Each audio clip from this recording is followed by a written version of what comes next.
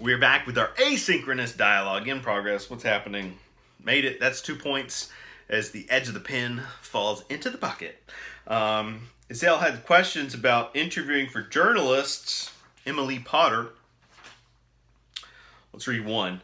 It's important to remember that interviews can have a powerful and lasting effect on people's lives. Page 31. How can interviewing famous people, politicians, even criminals influence the public? Name a person that you see interviewed, what kind of effect it have on you. All right, so I think about a show such as 60 Minutes, which used to have millions upon millions upon millions of viewers. Still has a pretty decent audience now, but it's aged and more and narrower because people watching television are aged and narrower in demographic.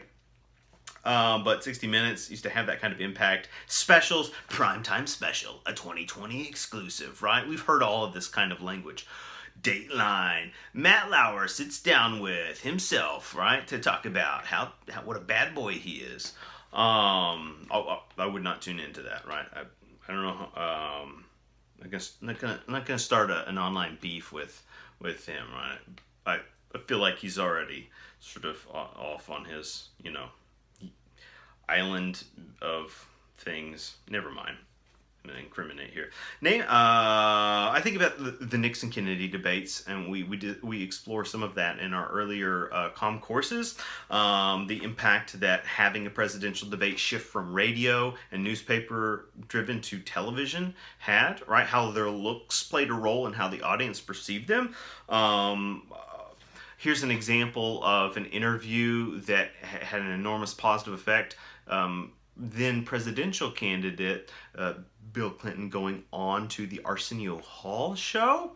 In Common Cultural Change, we try to check in on a documentary series, the 90s, okay, and then their episode on television revisits that clip and its impact. A series produced by Playtone, and it originally aired on CNN, although it's at least in the recent years available on Netflix. But we know that circulates. That too shall pass. Athletes admitting to cheating as a form of like PR rehabilitation, right? PR rehab. I let that person inject me in the rear. I'm trying to remember if, I don't know if we got a confession video from Mark McGuire or not. Make my forehead as large as possible for that. But we get it from a great many other large foreheads, such as A-Rod, Alex Rodriguez,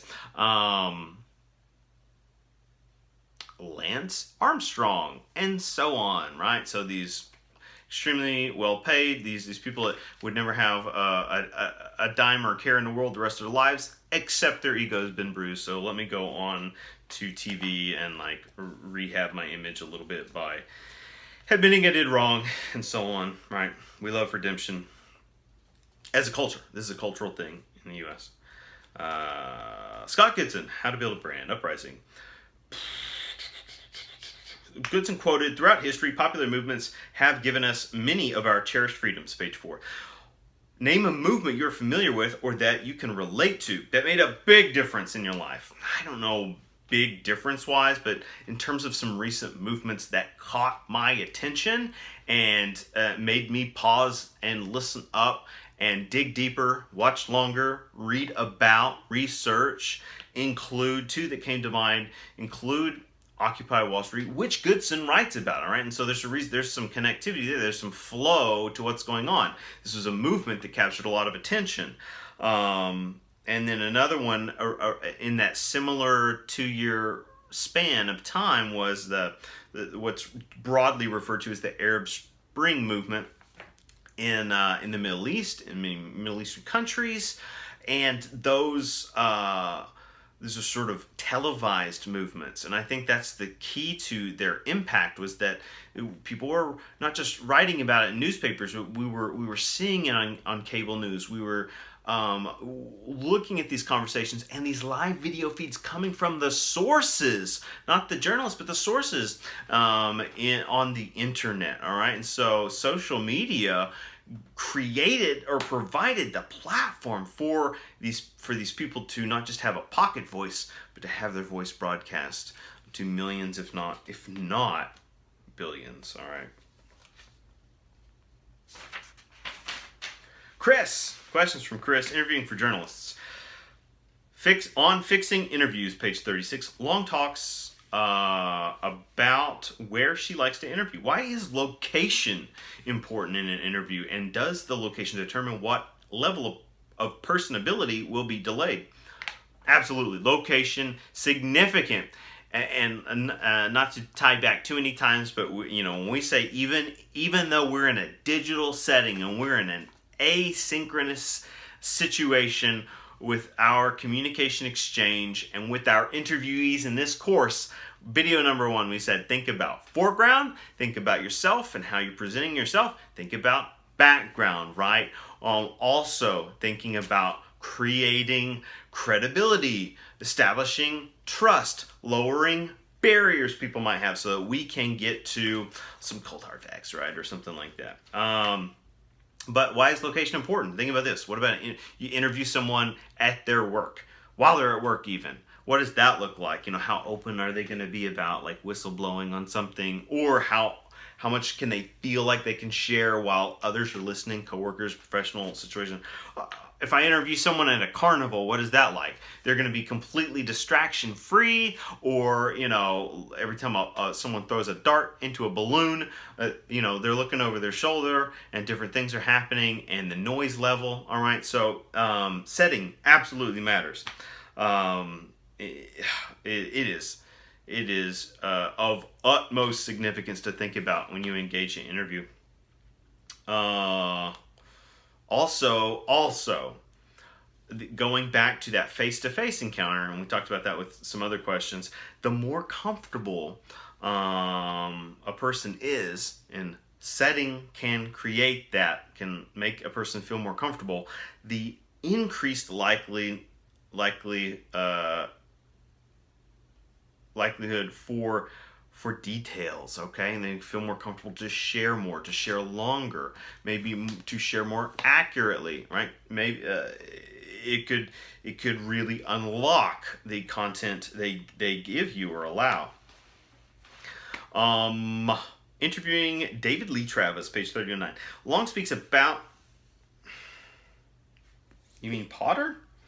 Lee Potter speaks about an interview where a DJ was acting inappropriate. During an interview, should you just write about the questions and answer, or give the full details of what's going on? Okay, so we get into this a little bit in media culture and social influence. We have an exercise about take ethnography and field notes. How do you take field notes? What kind of details do you retain? Do you remember? Oftentimes they train you in qualitative methods that in an ethnography information gathering setting, as soon as you leave that interview, you should go to a private, secure location and perform what's called an info dump.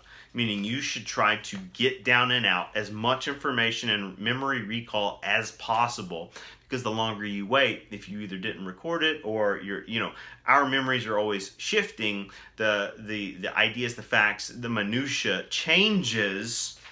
It's subject to change, even, and so it's important to try to steer your thoughts on what you write about in an interview exchange as close to reality as possible.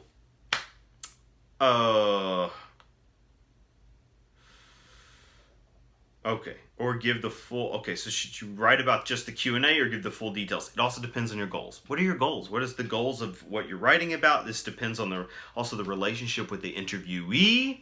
Okay, also practicing good journalistic ethics. All right, an old adage: you don't want to burn a source. All right, your interviewee could be someone you want to revisit. All right, they could even be someone you have an in with, a connection with. Do you want to burn that source? Do you want to put them out, put their reputation? Their reputation is in your hands. All right, so what do you do with that information? That is significant to consider, and I think a lot of people want free journalists because they're more honest. That's a claim I hear a lot of anti-journalist, anti-news voices making, right? The claim that free journalism has more integrity because they're not being paid to write. At the same time, people that are paid are given a full-time position to do it, take more effort and time to abide by the ethical standards. They are given more training and background in, the ethics of information gathering and reporting and accuracy that the lay person that's just pointing and clicking their phone does not have. All right, so there is a dividing line between that, and I think good journalists don't get enough credit. Where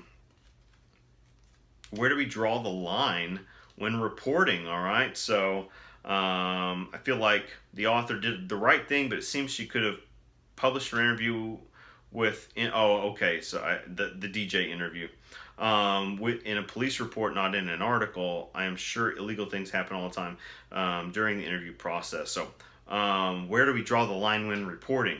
All right, so this makes me think of I recently heard a talk from someone in law enforcement or in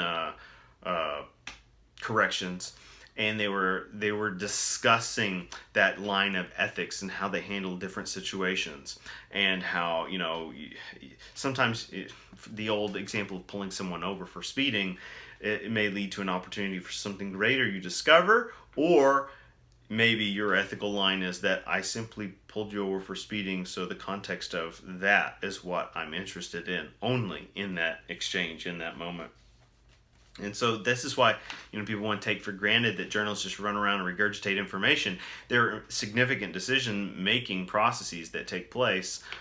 Some are negotiated, many are internal, and that's something to keep in mind. Uprising, how to build a brand. What is movement? What is the difference in a movement and a group? A movement is basically a group of people sharing common interests. All right, so I would add to this, I'd shift it from a question to a declarative statement. A movement is basically a group of people sharing common interests towards some goal of social change. All right, so people with a movement have a purpose, right? A persuasive purpose. There's an action, typically a social action that they are engaging, and so it's not just a group meeting to be a group, right? A group of game lovers get together because they love tabletop games to play games. That's not a movement, right? That's a group of gamers getting together, creating community. They're creating social change. They might have an agenda, right? They have a mission that they are pursuing.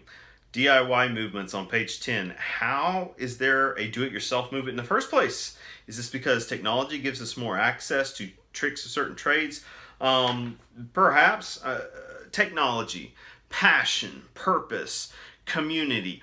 So many factors play roles in what drives a person to pursue social change, or what could be the factors that create that formula or that ideal setting to spark a cultural movement. All right, good questions to think about. Pause yet again. We'll be back with some more Q&A after this.